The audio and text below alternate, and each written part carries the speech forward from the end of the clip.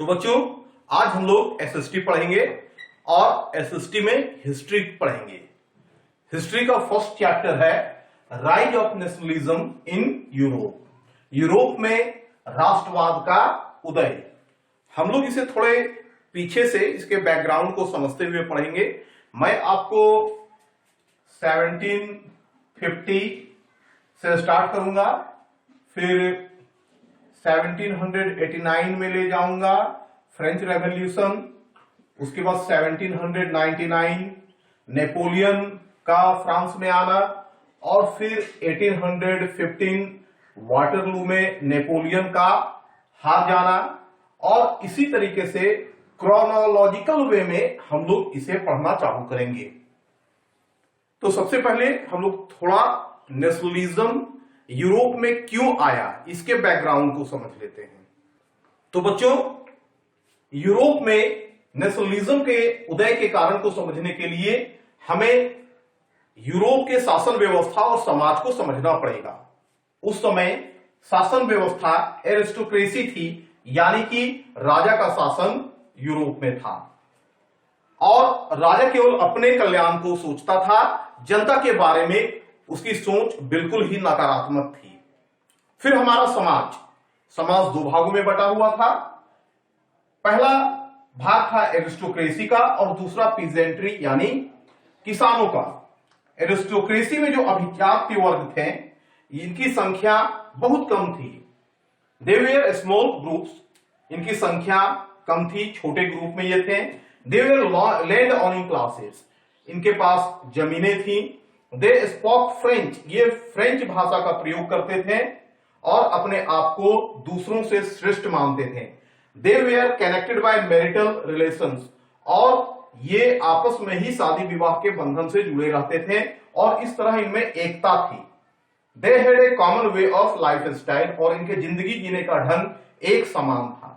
यानी कि aristocracy group छोटे होते हुए भी काफी शक्तिशाली थे। अब दूसरा ग्रुप था पीजेंट्री का। दे वर मेजोरिटी ग्रुप, ये सबसे बड़ी संख्या में थे। They used to look after aristocracy land, और इनका काम अभिजात्य वर्ग यानी कि एरिस्टोक्रेसी के भूमि का देखभाल करके अपनी जीविका को चलाना था। तो समाज का ढांचा भी काफी गलत था, जिस कारण लोग में असंतोष पनप रहा था और इसके कारण जो है सो नेशनलिज्म का उदय यूरोप में हुआ। लेकिन ये कैसे आया, आइए इसे अब हम लोग जान लेते हैं। अब इस समय तक यूरोप में इंडस्ट्रियल डेवलपमेंट होना प्रारंभ हो गया था, उद्योग का विकास होने लगा था, और उद्योग का विकास होने के कारण यहां पर एक थर्ड ग्रुप आया जिसे मिडिल क्लास कहा गया। मिडिल क्लास कहा गया, ये एडुकेटेड ग्रुप था और इसके अंदर इंडस्ट्रियलिस्ट आते थे,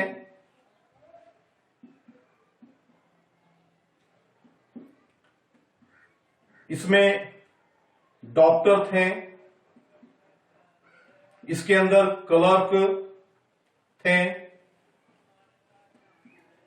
इसके अंदर लॉयर थे, और इसके अंदर टीचर्स थे। तो इस तरह ये एक नया ग्रुप इंडस्ट्रियल डेवलपमेंट के कारण यूरोप में पनपने लगा। तो उद्योग के विकास के साथ साथ एक नए एडुकेटेड मिडिल क्लास का प्रारंभ यूरोप में हुआ। आप कह सकते हैं कि एक एडुकेटेड मिडिल क्लास का उद्भव यूरोप में हुआ, और यह मिडिल क्लास आपको दो आइडिया लेकर यहां पर आए। यही मिडिल क्लास दो आइडिया को लेकर यूरोप में आए। पहला था आइडिया ऑफ नेशन यूनिटी और दूसरा था आइडिया ऑफ लिबरल नेशनलिज्म। तो सबसे पहले लोग जानते हैं नेशन यूनिटी का अर्थ क्या है। इसे समझाने के लिए मैं आपको हैब्सबर्ग एम्पायर के बारे में थोड़ा बतलाना चाहूंगा। हैब्सबर्ग एम्पायर जो ऑस्ट्रिया हंगरी का एक साम्राज्य था, यहां पर यूरोप के विभिन्न देशों के लोग रहते थे और इनका सोच और इनकी भाषा सभी अलग अलग थी। यहां पर आपको फ्रेंच, इटालियन, जर्मन सभी भाषा को बोलने वाले लोग थे। परिणाम क्या हुआ, इनमें एकता की कमी हो गई और इनमें यूनिटी नहीं था, क्योंकि सभी की सोच अलग थी, सभी का भाषा अलग था, सभी का हिस्ट्री अलग था, सभी का ट्रेडिशन अलग था। तो इस समस्या को देखते हुए मिडिल क्लास जो एजुकेटेड लोगों का समूह था, ये आइडिया ऑफ नेशन यूनिटी का लाए। इनका कहना था कि एक ऐसा नेशन होना चाहिए जिसमें कॉमन कल्चर हो, ट्रेडिशन हो, लैंग्वेज हो और हिस्ट्री हो। और इनका मानना था कि यदि उस नेशन का कल्चर, ट्रेडिशन, लैंग्वेज, हिस्ट्री सब एक होगा तो इनमें एकता बहुत अधिक होगी। इस आइडिया को लोगों ने पसंद करना प्रारंभ कर दिया। अब ये दूसरे आइडिया जो लाए हुए थे, आइडिया ऑफ लिबरल नेशनलिज्म, यह आइडिया नेशनलिज्म की विचारधारा को और भी मजबूत बनाया। इनका कहना था हर एक व्यक्ति को फ्रीडम मिले, फ्रीडम ऑफ इंडिविजुअल, कानून के समक्ष वो बराबर हो, that means equality before law. सरकार किसी भी देश में जनता के सहमति से बने, यानी गवर्नमेंट विथ पीपल कंसेंट होनी चाहिए। Next, end of autocracy rule and clerical privileged. इनका कहना था ऑटोक्रेसी रूल यानी कि राजा का शासन और क्लरिकल प्रिविलेज्ड ग्रुप, जो पादरी थे, प्रिस्ट थे, जो उन्हें विशेषाधिकार मिला हुआ था, इसे समाप्त की जानी चाहिए और देश में कॉन्स्टिट्यूशनल एंड रिप्रेजेंटेटिव गवर्नमेंट होनी चाहिए। देश का अपना संविधान होना चाहिए और वहां की सरकार रिप्रेजेंटेटिव होनी चाहिए, जिसका चुनाव लोग करें, जनता करे और जनता के बिहाफ पर गवर्नमेंट वहां पर शासन चलाए। ये दो आइडिया जो मिडिल क्लास लेकर आए थे, नेशन यूनिटी और लिबरल नेशनलिज्म का, इसके कारण लोग जागृत होने लगे और उन्हें यह विचारधारा इतनी अच्छी लगी कि इसे बड़े पैमाने पर अपनाने लगे और इसी कारण से यूरोप में नेशनलिज्म का उदय हुआ। लेकिन नेशन यूनिटी और लिबरल नेशनलिज्म, यहां पर भी दोनों आइडिया में दो बड़ी समस्याएं थी। पहली समस्या थी ओनली मेन ऑफ 21 ईयर और above were allowed to vote having property. ऐसे पुरुष जिनकी उम्र 21 वर्ष थी या उससे ऊपर और जिनके पास संपत्ति थी, उन्हें ही वोट करने का अधिकार था। औरतों को इससे वंचित रखा गया। और दूसरी समस्या थी state to state trade restriction. एक राज्य से दूसरे राज्य में जाकर व्यापार करना काफी कठिन था। और इसका कारण क्या था? इसका कारण दो था। एक राज्य से दूसरे राज्य में व्यापार करने के लिए जाने के लिए ट्रेड बैरियर को पार करना पड़ता था और हर ट्रेड बैरियर में हैवी टैक्स व्यापारियों को देना पड़ता था और इस तरीके से वहां पर जाकर व्यापार करना व्यापारियों के लिए सही नहीं होता था या लाभदायक नहीं होता था। और दूसरा, नंबर ऑफ करेंसीज। उस समय यूरोप में कुल 30 करेंसी चल रहे थे। अब यहां पर प्रश्न उठता है, यदि हम एक राज्य से दूसरे राज्य में व्यापार करने के लिए जा रहे हैं और हमारी करेंसी अलग है, दूसरे राज्य में यदि दूसरी करेंसी चल रही है, तो वहां व्यापार किस तरीके से किया जा सकता है? तो ये दोनों समस्या काफी विकट समस्या थी और यहां पर थोड़ा मैं आपसे आगे जाकर बात करना चाहूंगा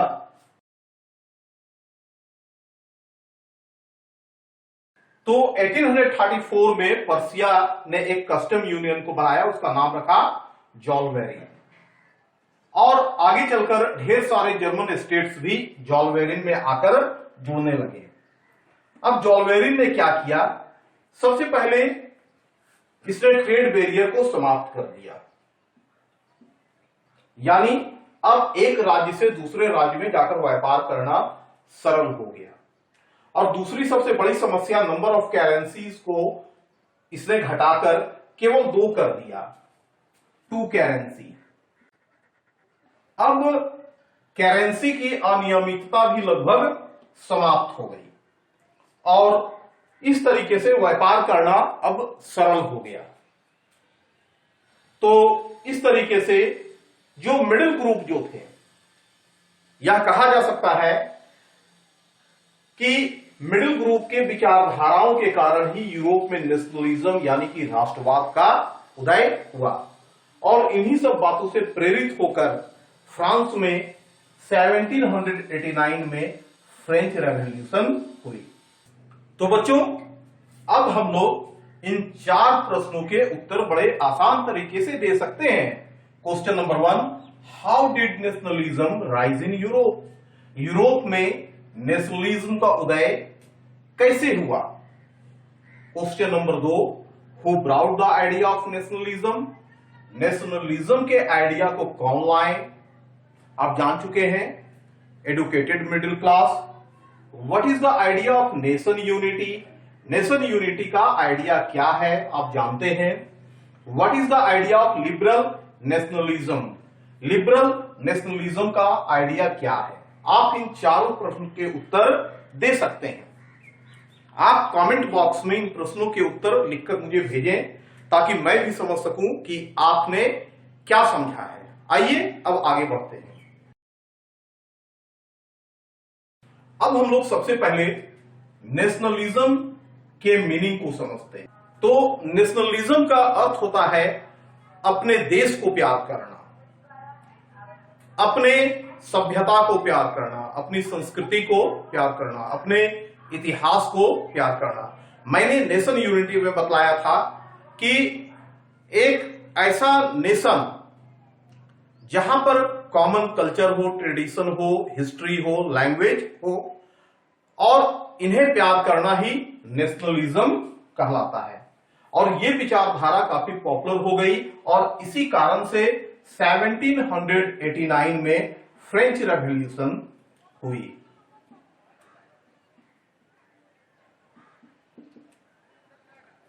अब फ्रेंच रेवोल्यूशन के दौरान क्या क्या मेजर चेंजेस हुए, हम उसे पढ़ते हैं।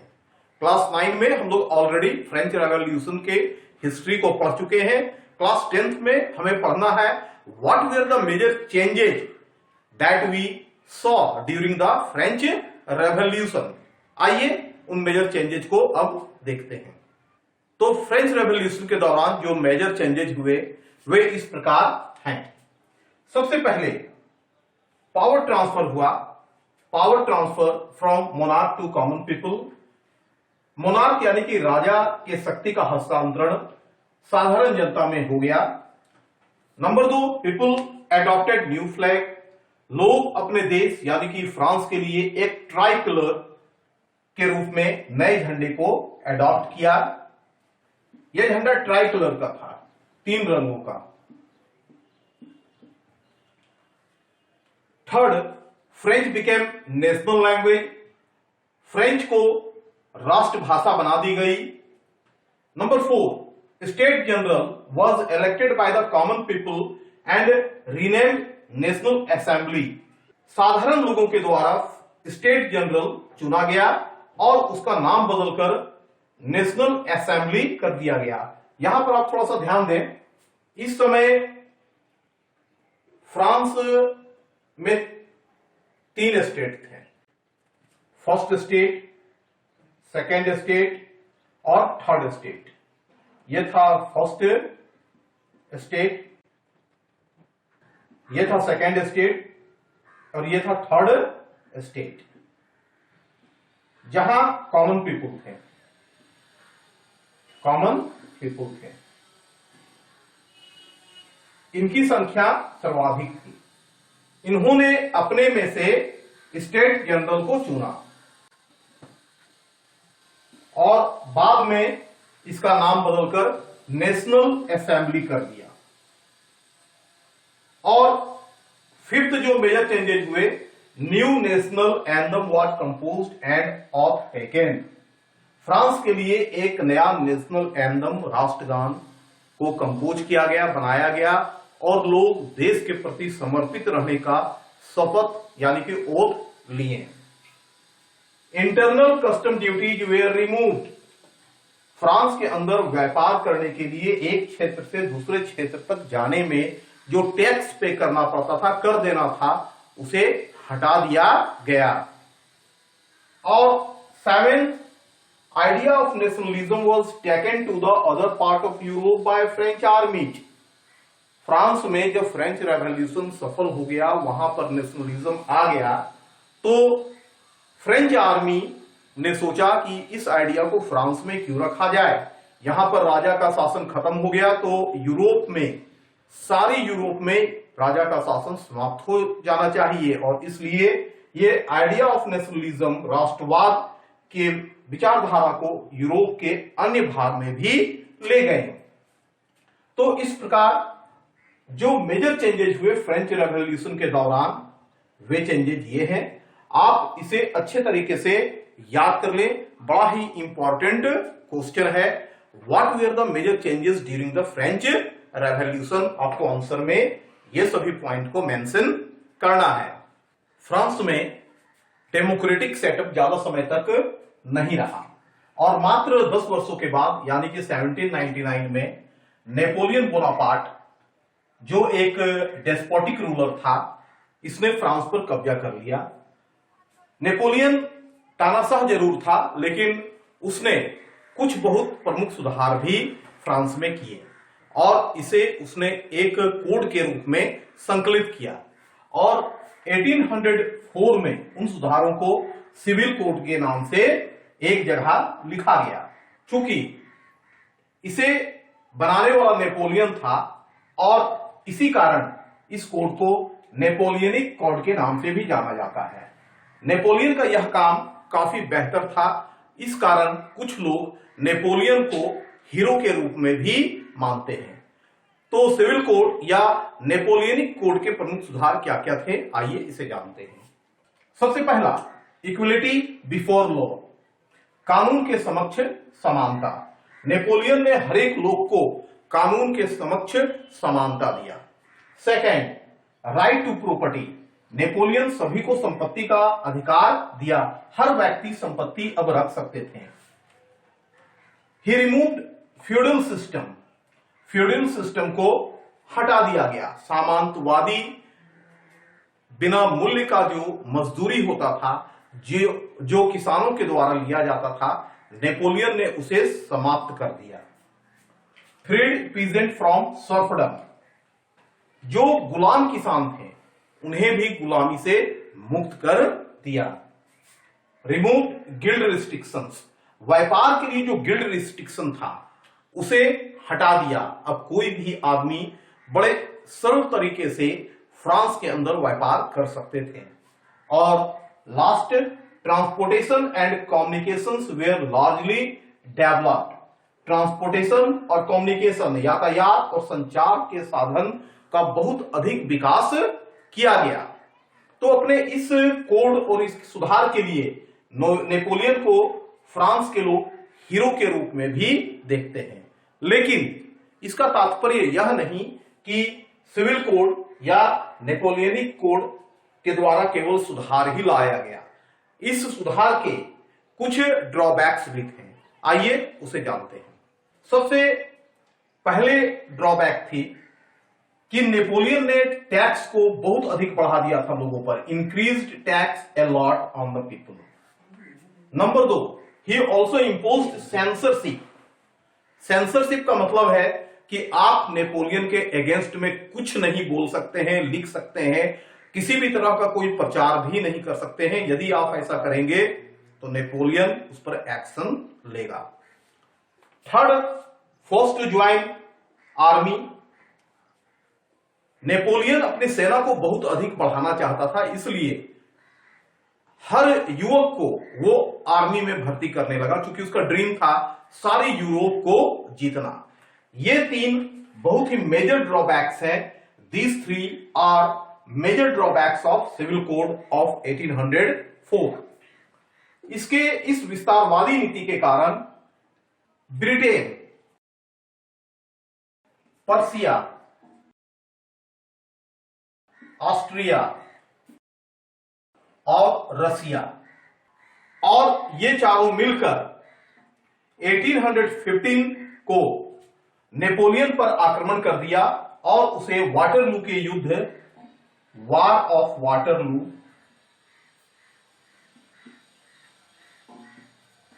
में नेपोलियन को हरा दिया। और इस तरीके से 1815 में नेपोलियन के शासन का अंत हो गया। और उसी समय ब्रिटेन, पर्सिया, ऑस्ट्रिया और रसिया ने मिलकर आपस में एक ट्रीटी किया, जिसे वियना समझौता या ट्रीटी ऑफ वियना के नाम से जाना जाता है। यह एक बड़ा ही इंपॉर्टेंट टॉपिक है, ट्रीटी ऑफ वियना, और इसके द्वारा इन चारों कंट्री ने, ब्रिटेन, पर्सिया, ऑस्ट्रिया और रसिया ने क्या क्या फैसले लिए और उसका यूरोप पर क्या प्रभाव पड़ा, इस ट्रीटी के माध्यम से हम समझेंगे। लेकिन ट्रीटी ऑफ वियना को पढ़ने के पहले हम लोग जान लेते हैं कि जब नेपोलियन को ब्रिटेन, ऑस्ट्रिया, रसिया और पर्सिया ने 1850 में हराया, उसके बाद उन्होंने फ्रांस में क्या किया। तो 3 मेजर चेंजेस इन देशों ने फ्रांस में किया। सबसे पहली, brought back conservatism and restored Bourbon dynasty, preserving monarchy, church and hierarchy. France को जीतने के बाद उन्होंने वहां पर पुनः बोर्बोन डायनेस्टी को सत्ता पर बिठा दिया। ये वही वंश है जो फ्रेंच रेवोल्यूशन के समय राज्य कर रही थी और लोगों ने उसे उतारकर सत्ता से फेंक दिया था। तो इन देशों ने पुनः बोर्बोन डायनेस्टी को सत्ता पर बिठा दिया और रूढ़िवादी विचारधारा को पुनः फ्रांस में लागू कर दिया। इन्होंने मोनार्की, चर्च और हायरार्की को प्रिजर्व किया, बढ़ावा दिया। इसके साथ कुछ कठोर कदम भी इन्होंने उठाया।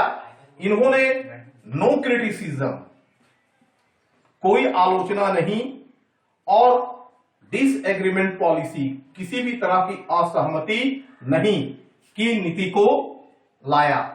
और जो भी इनका विरोध करते थे उसके साथ बहुत ही क्रूरता से व्यवहार किया जाता था। और थर्ड, इम्पोज्ड सेंसरशिप, आप किसी भी स्थिति में इनके विरोध में नहीं बोल सकते हैं, लिख सकते हैं।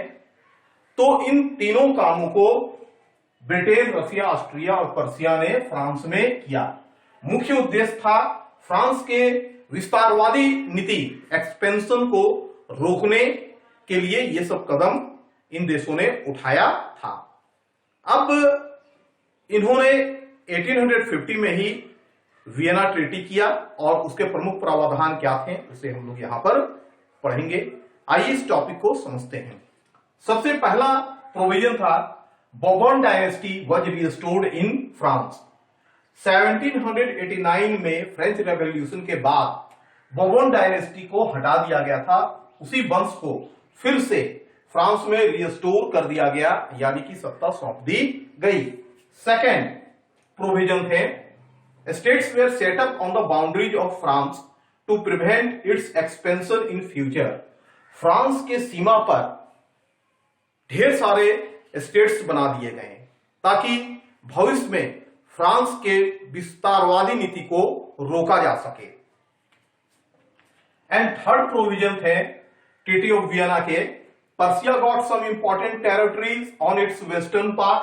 पर्सिया को फ्रांस के वेस्टर्न हिस्से में कुछ प्रमुख क्षेत्र दे दिए गए। Austria also got control over Italy. Austria को इटली का कंट्रोल दे दिया गया। रसिया गॉट पोलैंड, रसिया को पोलैंड दे दिया गया।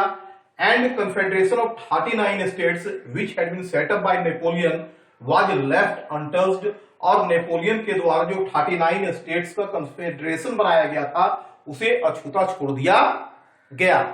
तो ये सभी ट्रीटी ऑफ वियना के मुख्य प्रोविजन हैं, आप में याद कर लें। ये बहुत ही महत्वपूर्ण क्वेश्चन है, हमेशा एग्जाम में पूछा भी जाता है, याद करना बड़ा सरल है। फर्स्ट पॉइंट तो है कि बॉबन डायनेस्टी को रिस्टोर कर दिया। दूसरा, फ्रांस के एक्सपेंशन पॉलिसी को रोकने के लिए उसके बाउंड्रीज पर स्टेट बना दिया गया। पर्सिया को वेस्टर्न हिस्से में कुछ टेरिटरी दे दिया गया। ऑस्ट्रिया को इटली, रसिया को पोलैंड दे दिया गया। और कन्फेडरेशन ऑफ 39 स्टेट्स जो नेपोलियन के द्वारा सेटअप किया गया था उसी तरीके से छोड़ दिया गया। लेकिन यह ज्यादा समय तक नहीं चला और लोग पुनः कंजर्वेटिज्म का, पुरानी शासन व्यवस्था का विरोध करना प्रारंभ कर दिए और यूरोप में एक नया ग्रुप, फ्रांस में एक नया ग्रुप का उद्भव प्रारंभ हुआ जो रेवोल्यूशनरीज थे, क्रांतिकारी वर्ग थे। अब इनके बारे में हम जानेंगे। तो ट्रीटी ऑफ वियना से जुड़ा हुआ एक प्रश्न है, what was the main M of treaty of Vienna? Treaty of Vienna का मुख्य एम यानी कि उद्देश्य क्या था? आप तो इसके पॉइंट्स को जान रहे हैं तो आप इसके आंसर को बड़े सरल तरीके से लिख सकते हैं। ट्रीटी ऑफ वियना का केवल एक ही उद्देश्य था कि भविष्य में फ्रांस के एक्सपेंशन पॉलिसी को रोकना। और बाकी इंफॉर्मेशन इसमें दिया हुआ है, आप इसे पढ़ें और इस क्वेश्चन को लिखकर मुझे, इस क्वेश्चन नहीं इसके आंसर को लिखकर कमेंट बॉक्स में मुझे दें ताकि मैं भी समझ सकूं कि आप इसे अच्छे तरीके से समझ गए हैं। ट्रीटी ऑफ वियना के बाद यूरोप में एक नया वर्ग, एक नए ग्रुप का उदय हुआ जो रेवोल्यूशनरी थे, क्रांतिकारी वर्ग के लोग थे। इनके उदय का कारण क्या था? सबसे पहले दे डिडंट लाइक कंजर्वेटिज्म। उन लोगों ने कंजर्वेटिज्म, प्राचीन शासन व्यवस्था को पसंद नहीं किया।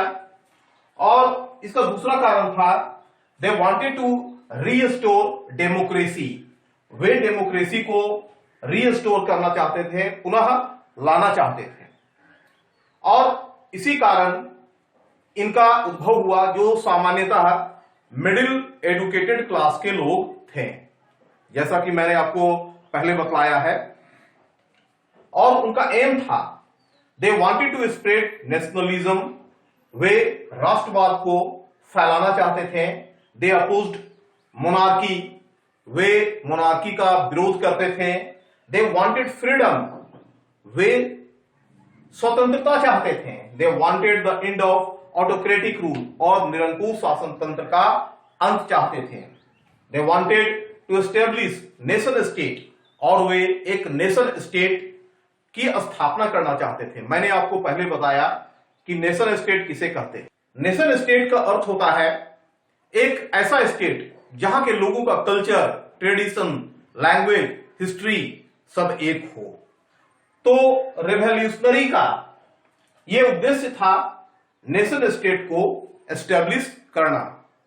और इसी कारण ये लोग कंजर्वेटिज्म, प्राचीन शासन व्यवस्था जो वियना ट्रीटी के बाद फिर से लागू कर दी गई थी फ्रांस में, इसे ये लोग पसंद नहीं कर रहे थे और इसका अपोज कर रहे थे। जब क्रांतिकारियों की बातें होती है तो उसमें यूरोप में एक बहुत ही महान क्रांतिकारी का नाम जरूर आता है, जिसका नाम था गुस्पी मेजानी। गुस्पी मेजानी एक इटालियन रेवोल्यूशनरी थे और ये इटली का एकीकरण चाहते थे, यूनिफिकेशन ऑफ इटली चाहते थे। और इनका मानना था इटली एक अलग नेशन स्टेट बने और वहां के लोगों का अपना कल्चर हो, ट्रेडिशन हो, लैंग्वेज हो, हिस्ट्री हो। और इसके लिए ये प्रयासरत थे। वास्तव में Giuseppe Mazzini he was the prophet of Italian national movement. उन्हें इटालियन नेशनल मूवमेंट का प्रॉफिट माना जाता है। He was a native of Geneva, वह जेनेवा के रहने वाले। He was the member of a secret society named Carbonari. और एक गुप्त संस्था थी जिसका नाम था कार्बोनारी। इसका गुस्पी मेजानी इसके सदस्य थे। आगे चलकर उन्होंने दो सेक्रेट सोसाइटी की स्थापना भी की। एक का नाम था यंग इटली, जिसकी स्थापना उन्होंने मार्सेल्स में 1831 में की थी, और दूसरे सेक्रेट सोसाइटी का नाम था यंग यूरोप। इसकी स्थापना उन्होंने 1834 में बर्न में की थी। गुस्पी मेजानी का उद्देश्य था इटली का एकीकरण, यह मैं आपको पहले बतला चुका हूं। और एक बात आप लोग याद रखें, इस समय जो भी क्रांतिकारी रेवोल्यूशनरी सामने आ रहे थे, उनका एक ही उद्देश्य था नेशन स्टेट का स्थापना करना, और इसके लिए ढेर सारे क्रांतिकारी अपना अलग अलग सेक्रेट सोसाइटी भी बना रहे थे। खैर, ये आगे की बात है, जहां पर मैं आपको यूनिफिकेशन ऑफ इटली में डिटेल से बतलाऊंगा। अभी हम लोग एक अलग टॉपिक की ओर चलते हैं, पहले उसे समझ लेते हैं। ये एक बड़ा ही महत्वपूर्ण टॉपिक है, इसका नाम है द एज ऑफ रेवोल्यूशन। इसका पीरियड है 1830 से 1848 तक। इसका कारण क्या था कि फिर से 1815 के वियना ट्रीटी के बाद जब कंजर्वेटिज्म को फ्रांस में लागू कर दिया गया, तो लोगों ने इसे पसंद नहीं किया, और हमारा जो एडुकेटेड मिडिल क्लास था उसने इसका विरोध करना प्रारंभ कर दिया। इसका परिणाम क्या हुआ? विभिन्न स्थान पर विद्रोह होने लगे, और उनका मांग था लिबर्टी, इक्वलिटी और फ्रीडम। इसके साथ नेशनलिस्टिक अप्रोच, राष्ट्रवादी विचारधारा लगभग सारे यूरोप में फैल चुकी थी।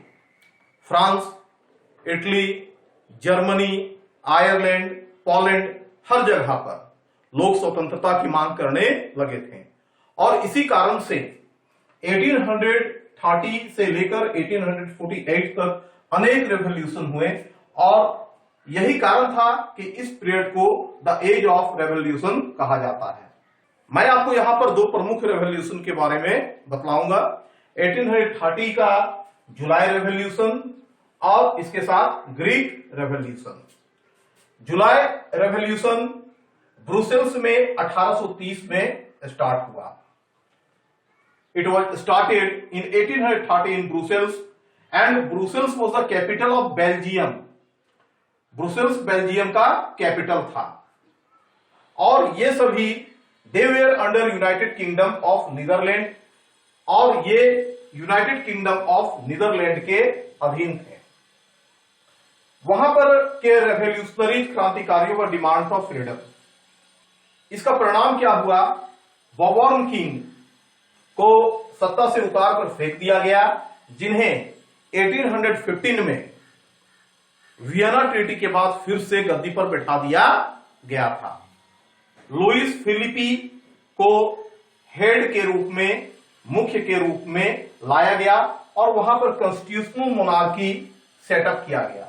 इस तरीके से बेल्जियम अब यूनाइटेड किंगडम ऑफ नीदरलैंड से सेपरेट हो गया, अलग हो गया, और एक स्वतंत्र नेशन स्टेट बन गया। यह कहानी था जुलाई रेवोल्यूशन का, और ब्रुसेल्स यानी कि बेल्जियम का एक नेशन स्टेट बनने का। अब हम लोग देखते हैं ग्रीक रेवोल्यूशन के बारे में। ग्रीक ऑटोमन एम्पायर के अधीन था। जब वहां पर लोगों ने देखा कि लगभग यूरोप में नेशन स्टेट यानी कि स्वतंत्रता की मांग हो रही है, तो उन्होंने भी ऑटोमन एम्पायर से अपने आप को अलग करना चाहा। उन्होंने अपना फ्रीडम स्ट्रगल 1821 में प्रारंभ किया। They started their freedom struggle in 1821। उन्हें अन्य जगह से सहायता भी मिली। They got help from Western European countries as well as poet, artist etcetera. उन्हें वेस्टर्न यूरोपियन कंट्रीज से तो सहायता मिली ही, साथ ही लोगों को क्रांति के लिए तैयार करने में वहां के पोएट्स, आर्टिस्ट ने भी अपना योगदान दिया। और फाइनली 1832 में ग्रीस एक स्वतंत्र राज्य, नेशन स्टेट बन गया, और एक ट्रीटी जिसका नाम था ट्रीटी ऑफ कॉन्स्टेंटिनोपल साइन किया गया। इस प्रकार ग्रीक एक स्वतंत्र नेशन स्टेट बन गया। 1830 में ये दो प्रमुख रेवोल्यूशन थे, जुलाई रेवोल्यूशन और ग्रीक रेवोल्यूशन। अब हम लोग तीन महत्वपूर्ण टॉपिक को पढ़ेंगे। पहला टॉपिक है रोमांटिसिज्म और दूसरा है hunger hardship and popular revolt और तीसरा है the revolution of the liberals. तो सबसे पहले हम लोग रोमांटिसिज्म के बारे में जान लेते हैं। तो हमें यहां याद रखना है, नेशनलिस्टिक सेंटिमेंट केवल वार और टेरेस्ट्रियल एक्सपेंशन के कारण लोगों में नहीं उभरे थे, बल्कि लोगों में राष्ट्रवाद की भावना को उभारने में रोमांटिसिज्म का बहुत बड़ा योगदान था। रोमांटिसिज्म का अर्थ क्या है? Romanticism it was a cultural movement to develop nationalistic feeling. Cultural movement यह था, अपने सभ्यता को जानने का एक आंदोलन था। इसमें ढेर सारे कवि, आर्टिस्ट ने अपना योगदान दिया। इसके एक प्रमुख उदाहरण है जर्मन फिलोसोफर जोहान गॉटफ्राइड, जो लोगों के सेंटिमेंट को उभारने के लिए, अपने देश के प्रति लोगों को ज्यादा से ज्यादा आकर्षित करने के लिए folk song, folk music, folk dance, folk poetry आदि का प्रयोग करते थे। फोक का अर्थ होता है स्थानीय, यानी कि ये लोगों को उनकी सभ्यता, संस्कृति और इसके परंपरा के बारे में बताया करते थे और उसके लिए ये folk music, folk dance, folk song, folk poetry का प्रयोग करते थे। इस तरीके से लोगों में नेशनलिस्टिक सेंटिमेंट को, राष्ट्र के प्रति समर्पण को बढ़ाते थे। तो इस तरीके से हम समझ गए कि नेशनलिज्म के विकास में केवल वार और टेरेस्ट्रियल एक्सपेंशन ही पर्याप्त नहीं था, बल्कि अन्य लोगों ने भी अपने अपने तरीके से योगदान दिया। अब एक दूसरे टॉपिक को समझते हैं, hunger hardship and popular revolt. Europe की स्थिति बहुत ही बुरी हो चुकी थी 1830 में। इस समय यूरोप में सीवियर इकोनॉमिक क्राइसिस था, वहां की अर्थव्यवस्था बर्बाद हो चुकी थी और इसका कारण था एक्सट्रीम पॉपुलेशन इंक्रीज। जनसंख्या यूरोप में बहुत बढ़ चुकी थी और यहां पर बेरोजगारी बहुत प्रबल हो चुकी थी। यहां पर लोग बहुत ज्यादा हो गए थे, रोजगार के बनिस्पत लोगों को रोजगार मिल नहीं रहा था। रोजगार की प्राप्ति के लिए रूरल लोग, ग्रामीण लोग शहर की ओर आना चालू कर दिए थे, प्रारंभ कर दिए थे, लेकिन वहां पर इंडस्ट्रीज बिल्कुल फेल हो गए थे, लोगों को काम मिल नहीं पा रहा था। ऐसी स्थिति में इंग्लैंड ने इसे और भी बढ़ा दिया। जब इंग्लैंड में बनी वस्तुएं यूरोप में आने लगी और सस्ते दामों में बिकने लगी, तो ऐसी परिस्थिति में स्थिति और भी बिगड़ती चली गई। 1848 में it was the time of great food shortage and unemployment. 1848 का समय ऐसा समय था जब बहुत अधिक फूड शॉर्टेज हो गया था, भोजन लोगों को नहीं मिल रहा था और अनएम्प्लॉयमेंट, बेरोजगारी अपने चरम पर थी। तो ऐसी स्थिति में लोगों ने पेरिस के सड़कों पर उतरना प्रारंभ कर दिया। Head of constitutional monarchy Louis Philippe को इन्होंने गद्दी से उतार दिया और उसे वहां से भागना पड़ गया। इस प्रकार वहां पर लुइस फिलिपी के बाद कुछ सुधार किए गए। पहला सुधार था राइट टू वोट। सभी लोगों को वोट देने का अधिकार मिला जिनकी उम्र 21 साल या उससे अधिक है। और दूसरा राइट टू वर्क, लोगों को एश्योर किया गया कि आपको काम जरूर मिलेगा। इसी तरह का एक और भी रिवोल्ट है जिसके बारे में हम लोग जान लेते हैं, दैट इज वीवर रिवोल्ट। 1845 में हुआ था। इसका कारण क्या था? जितने भी बुनकर थे उन्हें कॉन्ट्रैक्टर के द्वारा अपने काम को पूरा करने का ऑर्डर मिला, लेकिन कॉन्ट्रैक्टर काम करवाकर उनके पेमेंट को, उनके भुगतान को काफी घटा दिए थे और स्थिति उस समय इतनी भयावह थी यूरोप में कि लोग इसे बर्दाश्त नहीं कर सके। वीवर रिवोल्ट वस्तुतः पर्सिया के साइलेसिया नामक जगह में हुआ था। इसका परिणाम क्या हुआ? 4 जून 1845 को 2 बजे जितने भी बुनकर थे रोड पर उतर आए और कॉन्ट्रैक्टर के घर की ओर चल पड़े। उसके घर को घेर लिया और वहां पर तोड़फोड़ भी किया, जिसके कारण कॉन्ट्रैक्टर को वहां से भाग जाना पड़ा और 24 घंटे के बाद फिर वह पुलिस को लेकर, फोर्स को लेकर वापस आया था और वीवर्स पर फायरिंग की गई, जिसमें 11 वीवर यानी कि बुनकर मारे गए थे। यह विद्रोह भी लोगों के सेंटिमेंट को चोट पहुंचाया था। तो इस तरीके से यह समय 1830 से लेकर 1845 और 1848 तक का टाइम जो है सो यूरोप में हंगर हार्डशिप और पॉपुलर रिवोल्ट से जुड़ा हुआ था। अब थर्ड टॉपिक है हमारा the revolution of the liberals. तो लिबरल्स जो थे, साधारण शब्दों में यदि हम लोग कहें तो एजुकेटेड मिडिल क्लास, जो यूरोप में लिबरलिज्म और नेशनलिज्म के विचारधारा को लेकर आए थे। तो इनका ये जो विद्रोह हुआ, इसकी अगुवाई भी यही मिडिल क्लास ही किए थे और इनका मांग था फ्रीडम ऑफ प्रेस। फर्स्ट था फ्रीडम ऑफ प्रेस, दूसरा फ्रीडम ऑफ एसोसिएशन, पार्टी बनाने की स्वतंत्रता होनी चाहिए और कॉन्स्टिट्यूशन की, संविधान की, और इसी मांग को लेकर इन्होंने विद्रोह किया था। यह घटना जर्मन की है और सभी मिडिल क्लास ने मिलकर यह डिसाइड किया कि इस बार वोट हम लोग ऑल जर्मन नेशनल पार्टी को देंगे। उनके सपोर्ट से ऑल जर्मन नेशनल पार्टी जीत गई। 18 मई 1848 में 831 मेंबर पार्लियामेंट में चुने गए और इस तरीके से पार्लियामेंट मिडिल क्लास से डोमिनेट हो गया। पार्लियामेंट में मिडिल क्लास भर गए। आगे चलकर क्या हुआ कि ये वर्कर्स और आर्टिसंस के, जिन्होंने इन्हें सपोर्ट किया था मिडिल क्लास को, उनकी बात को सुनना छोड़ दिए। इस कारण उन्होंने अपने सपोर्ट को वापस ले लिया और जैसे ही उन्होंने सपोर्ट को वापस लिया, नेशनल असेंबली डिसॉल्व हो गई और शासन फिर राजा के हाथ में चला गया। लेकिन राजा अब समझ चुका था कि लोगों को अब दबाया नहीं जा सकता है।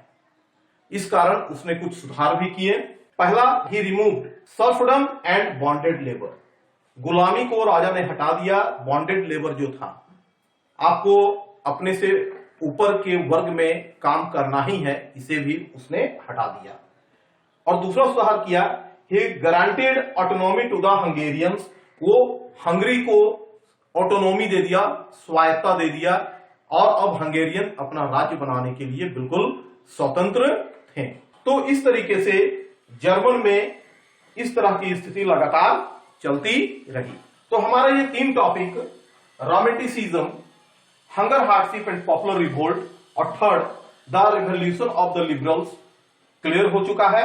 अब हम लोग 2 बहुत ही महत्वपूर्ण टॉपिक को पढ़ेंगे, जिसमें से एक है यूनिफिकेशन ऑफ इटली और दूसरा है यूनिफिकेशन ऑफ जर्मनी। इसको पढ़ने के पहले हम लोग एक छोटे से टॉपिक को पढ़ लेते हैं, जो है स्टोरी ऑफ पोलैंड। यहां पर लोगों के सेंटिमेंट के साथ रूस ने खिलवाड़ करने का प्रयास किया था और इसका क्या परिणाम निकला, इस स्टोरी से हम लोग समझेंगे। वियना ट्रीटी जो 1815 में हुई थी, इसके द्वारा पोलैंड रसिया को दे दिया गया था और रसिया पोलैंड को कैप्चर करने के बाद वहां पर पोलिश लैंग्वेज को हटाकर रशियन लैंग्वेज को इंपोज करना प्रारंभ कर दिया था। चर्च में, स्कूल में और कॉमन लाइफ में भी लोगों पर यह दबाव बनाया जा रहा था कि आप पोलिश लैंग्वेज का प्रयोग ना करके रशियन लैंग्वेज का प्रयोग करें। ये पोलिश लोग के सेंटिमेंट पर आघात था। वह अपने भाषा के अगेंस्ट में इस प्रकार के कार्य को बर्दाश्त नहीं कर सके। परिणाम क्या हुआ, 1831 में वे रूस के अगेंस्ट में, रसिया के अगेंस्ट में रिवोल्ट कर दी है और उन्होंने इसका विरोध किया। परिणाम क्या हुआ, रूस उस समय काफी शक्तिशाली था। इस विद्रोह को रूस ने दबा दिया और जितने भी बिशप थे, प्रिस्ट थे, जिसने इस विद्रोह का अगुवाई किया था, उसे पकड़कर रूस के सबसे ठंडे स्थान साइबेरिया भेज दिया। इस प्रकार पोलैंड में वहां के पोलिश लोगों का रिवोल्ट को कुचल दिया गया। लेकिन ये सभी घटनाएं यूरोप में लोगों के नेशनलिस्टिक सेंटिमेंट को जगाने में काफी सहायक सिद्ध हुई। अब हम लोग यूनिफिकेशन ऑफ जर्मनी को पढ़ेंगे। यूनिफिकेशन ऑफ जर्मनी बहुत ही महत्वपूर्ण टॉपिक है। इसे समझने के लिए हम लोगों को थोड़ा सा वापस जाना पड़ेगा और हम लोग पहुंचते हैं फ्रांस में 1799 में, जिस समय फ्रांस से डेमोक्रेसी को हटाकर नेपोलियन सत्ता पर काबिज हो चुका था। नेपोलियन अपने विस्तारवादी नीति के तहत फ्रांस पर राज्य करने लगा और इसके क्षेत्र को बढ़ाने के लिए हर यूरोपियन कंट्री पर जगह जगह आक्रमण करने लगा।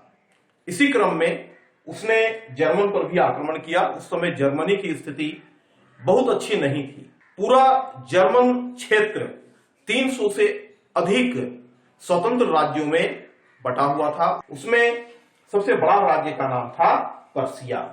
नेपोलियन इस क्षेत्र को जीत लिया और इसे एक कन्फेडरेशन के रूप में 39 स्टेट्स में 39 स्टेट में समाहित कर दिया, उसका एक क्षेत्र बना दिया।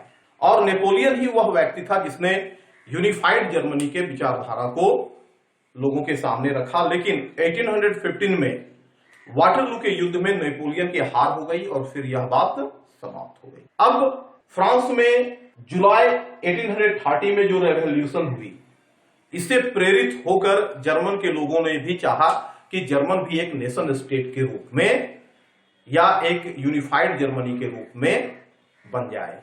उन्होंने इसके लिए प्रयास भी किया, लेकिन 1848 में उनका यह प्रयास बिल्कुल समाप्त हो गया। अब पर्सिया, जो कि जर्मन कन्फेडरेशन का सबसे बड़ा राज्य था, यहां का प्रिंस ओटो वन बिस्मार्क इसकी ओर कदम उठाया, यानी कि यूनिफिकेशन ऑफ इटली का बीड़ा बिस्मार्क ने उठाया। बिस्मार्क एक कठोर शासक था। उसके विचार में राजनीति में कहीं भी भावनात्मक एहसास की आवश्यकता नहीं होती है। उसकी नीति थी ब्लड एंड आयरन की, कठोरता से शासन करने की। और जब उसने जर्मनी के एकीकरण यानी कि यूनिफिकेशन के लिए सोचा तो उसे पता था ऑस्ट्रिया और फ्रांस उसके सबसे बड़े बाधक होंगे, शत्रु होंगे। इसके लिए उसने एक बहुत ही अच्छी नीति को बनाया। इस और सबसे पहला डिप्लोमेटिक कदम उसने उठाया डेनमार्क के साथ युद्ध का, जिसे कि द डेनिश वार के नाम से जाना जाता है। 1864 में बिस्मार्क ने डेनमार्क पर आक्रमण कर दिया और इसमें सबसे चतुराई भरा कदम यह था कि उसने डेनमार्क के अगेंस्ट में ऑस्ट्रिया को भी अपने साथ मिला लिया था, जिससे उसका एक शत्रु कम हो गया था। ऑस्ट्रिया को भी यह फायदेमंद लगा। दोनों मिलकर यानी कि पर्सिया और ऑस्ट्रिया मिलकर बड़े आसान तरीके से डेनमार्क को हरा दिए। डेनमार्क पर आक्रमण करने के लिए बिस्मार्क के पास काफी अच्छा बहाना भी था। डेनमार्क में दो डचीज थे, स्टेट्स थे छोटे छोटे, जिनका नाम था हॉल्स्टेन और सेल्जविक। दोनों जर्मन बाहुल्य क्षेत्र थे, दोनों में जर्मनी के लोग ही रहते थे। इसलिए उसे जर्मन में मिलाने के लिए बिस्मार्क ने डेनमार्क पर आक्रमण किया था। दूसरा जो सबसे बड़ा शत्रु था यूनिफिकेशन ऑफ जर्मनी के राह में बिस्मार्क के सामने, वह था ऑस्ट्रिया। इसके लिए दूसरा कदम उठाते हुए बिस्मार्क ने ऑस्ट्रिया पर आक्रमण कर दिया, जिसे कि एस्ट्रो पर्सियन वार के नाम से जाना जाता है। यह 1866 में हुआ था और बैटल ऑफ सोडावा में बिस्मार्क ने ऑस्ट्रिया को हरा दिया। अब बिस्मार्क का दूसरा शत्रु भी समाप्त हो गया। तीसरा शत्रु था फ्रांस। अब दोनों मौका खोज रहे थे कि कब एक दूसरे के साथ युद्ध किया जाए। इसका अवसर भी बड़ा आसान तरीके से उपलब्ध हो गया जब succession to the Spanish throne की बात उठी कि स्पेन पर किसका सत्ता होगा। इसी बहाने को लेकर फ्रांस ने पर्सिया के साथ युद्ध की घोषणा कर दी। दोनों में युद्ध हुआ और एक लंबे युद्ध के बाद a series of the war Persia ने बुरे तरीके से फ्रांस को हरा दिया। अब बिस्मार्क के सामने यूनिफिकेशन ऑफ जर्मनी का रास्ता बिल्कुल साफ था। अब उसका कोई भी शत्रु नहीं था। 18 जनवरी 1871 में वर्साइल्स के रॉयल प्लेस में, शाही महल में, पर्सिया के राजा विलियम फर्स्ट को जर्मन एम्पायर घोषित कर दिया गया। इस तरीके से बिस्मार्क का यूनिफिकेशन ऑफ जर्मनी का कार्य संपन्न हुआ। बच्चों, अब हम पढ़ते हैं यूनिफिकेशन ऑफ इटली। बहुत ही महत्वपूर्ण टॉपिक है, ध्यान से सुनिएगा। इसे जानने के लिए हम थोड़ा पीछे की ओर चलते हैं, फ्रांस की ओर। 1799 में फ्रांस में नेपोलियन का राज हो गया। इसने डेमोक्रेटिक सेटअप को समाप्त कर दिया और अपने अति महत्वाकांक्षा को पूरा करने के लिए यह सारे यूरोप के अलग अलग देशों पर आक्रमण करने लगा और इस क्रम में उसने इटली पर भी आक्रमण किया और इसे जीत लिया और उसे यूनाइटेड करना चाहा। लेकिन 1815 में खुद नेपोलियन की हार वाटरलू के युद्ध में हो गई और यूनाइटेड इटली फिर से डिसयूनाइटेड हो गया।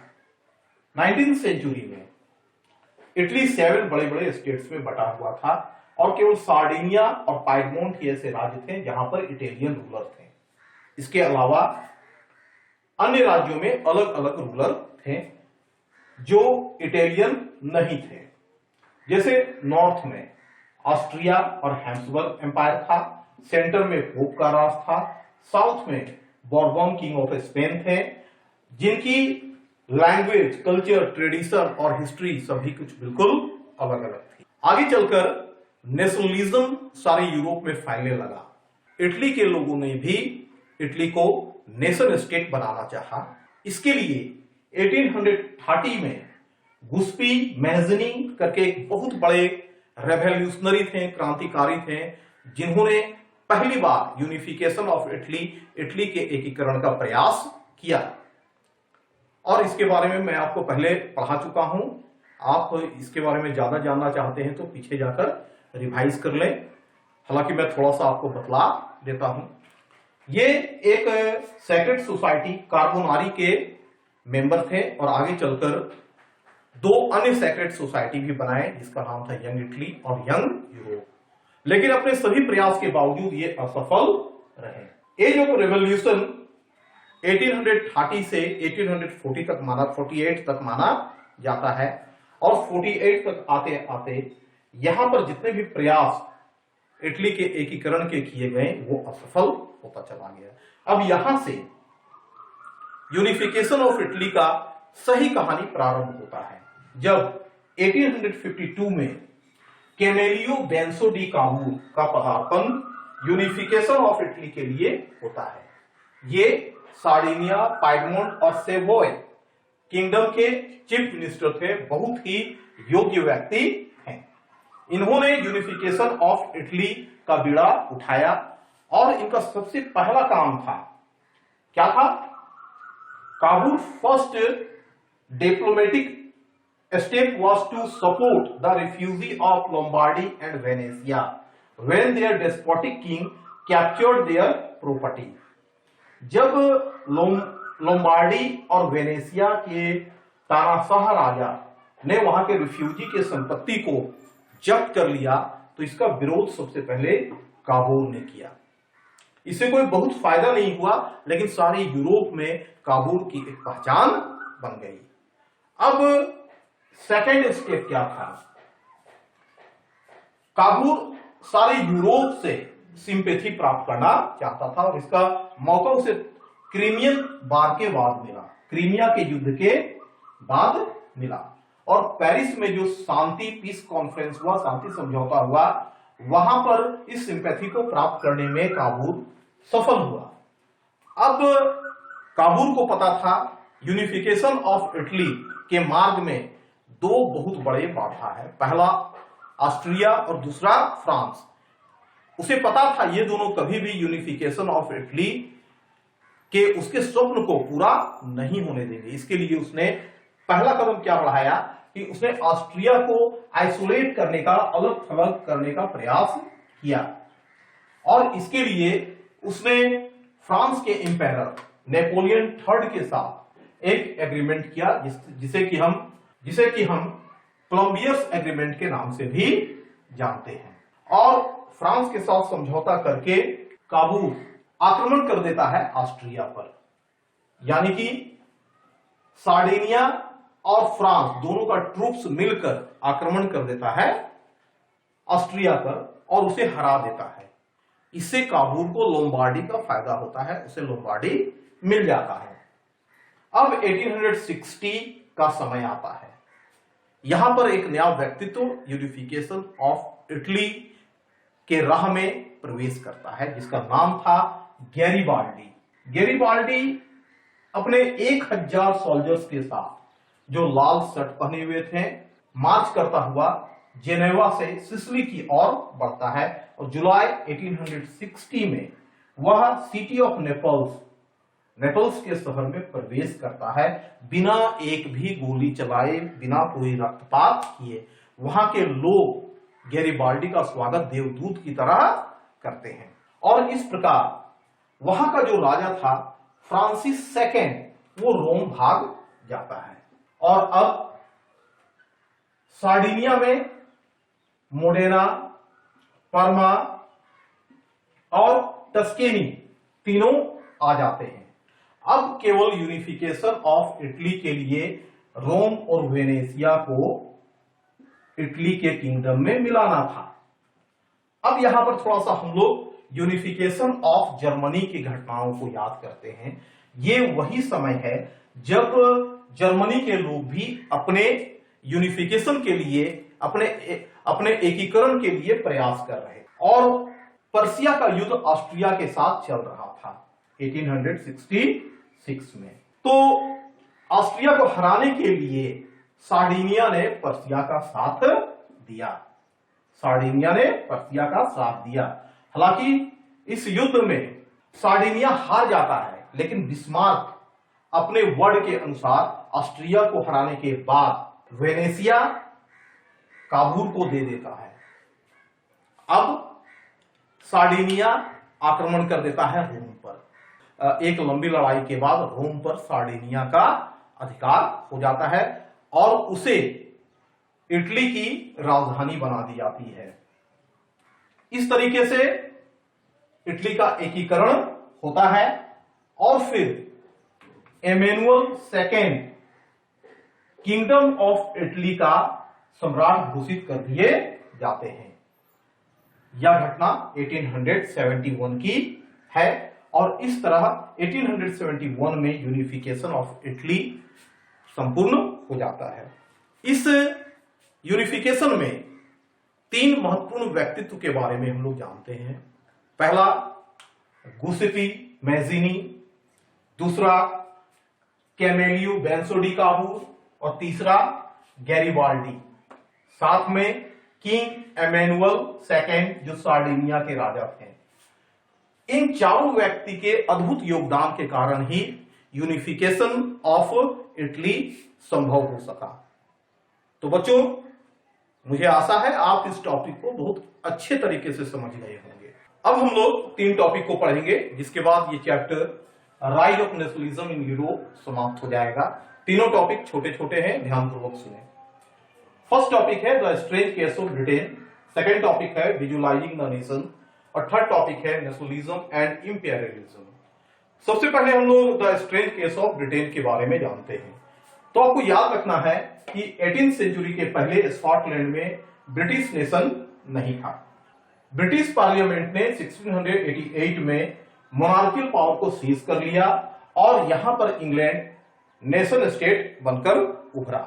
फिर 1707 में एक्ट ऑफ यूनियन पास किया गया और इंग्लैंड और स्कॉटलैंड ने इस पर साइन किया। अब यहीं से United Kingdom of great Britain अस्तित्व में आता है। तो हम लोग जान गए किस तरीके से United Kingdom of great Britain का उद्भव हुआ। अब अंग्रेजों की चालाकी के बारे में हम लोग जान लेते हैं। ब्रिटिश संसद में अंग्रेजों ने अपने प्रभुत्व को बढ़ाना चालू किया और एक समय ऐसा आया स्कॉटलैंड को घुटने टेक देना पड़ा। अब स्कॉटलैंड ब्रिटेन के अंदर था। अब एक छोटी सी स्टोरी है आयरलैंड की, इसे भी जान लेते हैं। आयरलैंड में ईसाइयों का 2 दल, कैथोलिक और प्रोटेस्टेंट रहते थे। अंग्रेजों ने प्रोटेस्टेंट को निशाना बनाया और उसे भड़काया और कैथोलिक से बुरे तरीके से लड़ा दिया। इस झगड़ा में आयरलैंड बिल्कुल कमजोर हो गया और इंग्लैंड फोर्सफुली आयरलैंड को 1801 में ब्रिटेन में मिला लिया। इस तरीके से अब United Kingdom of great Britain में स्कॉटलैंड और आयरलैंड मर्ज कर गए। अब अंग्रेज अपने मन के हिसाब से अपना नेशनल फ्लैग को डिजाइन किए, नेशनल एंथम बनाए और इसके साथ अंग्रेजी को अपना नेशनल लैंग्वेज घोषित कर दिया। स्कॉटलैंड और आयरलैंड को यह मानना पड़ा। तो ये था the strange case of Britain and story of Ireland. अब हम लोग सेकेंड टॉपिक को पकड़ते हैं, विजुअलाइजिंग द नेशन। यूरोप में आर्टिस्टों ने नेशन को रिप्रेजेंट करने के लिए एक अलग तरीका ढूंढकर निकाला, दैट वाज पर्सोनिफिकेशन, या इसको सरल भाषा में हम लोग कह सकते हैं प्रतीक या सिंबल। सिंबल के द्वारा जो है सो इन्होंने नेशन को रिप्रेजेंट करने का या कुछ विशेष चीज को रिप्रेजेंट करने का तरीका निकाला। इन 18th और 19th century female figure was selected as a symbol to represent a nation which is also called allegori। 18वीं और 19वीं शताब्दी में फीमेल फिगर, महिलाओं को प्रतीक के रूप में चुना गया किसी नेशन को रिप्रेजेंट करने के लिए, जिसे एलोगरी के नाम से जाना जाता था। कुछ प्रतीक चिन्ह भी थे, जैसे कि रेड कैप लिबर्टी का प्रतीक थे, ब्रोकन चेन लिबर्टी का प्रतीक थे, blind folded women with weighing scale in her hand justice के प्रतीक थे। तो फीमेल एलोगरी काफी प्रचलित होने लगे थे और फीमेल एलोगरी के द्वारा ही लिबर्टी, जस्टिस और रिपब्लिक को रिप्रेजेंट किया जाने लगा। इवन एक स्टेट को भी फीमेल एलोगरी के द्वारा दिखाया जाने लगा।